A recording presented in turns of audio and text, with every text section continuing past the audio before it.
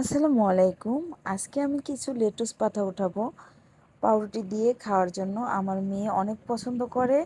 রুটির ভিতরে আমি মাংস ভেজে দিই, মুরগির মাংস, তারপরে লেটুস পাতা সস দিয়ে পরে যেন এই পিটোপিট করে দিই, তখন ও খুব মজা করে খায়।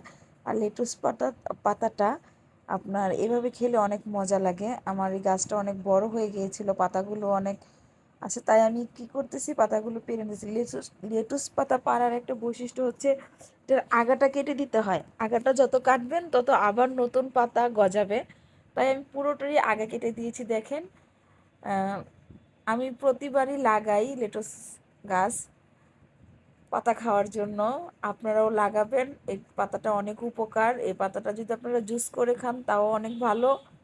আমি রুটির সাথে খাই, আবার ব্লেন্ডার করে জুস করেও খাই। যদি আমার ভিডিওটা আপনাদের ভালো লেগে থাকে তাহলে অবশ্যই চ্যানেলটাকে সাবস্ক্রাইব করবেন, একটা লাইক দিবেন, পাশে থাকবেন। আল্লাহ হাফেজ।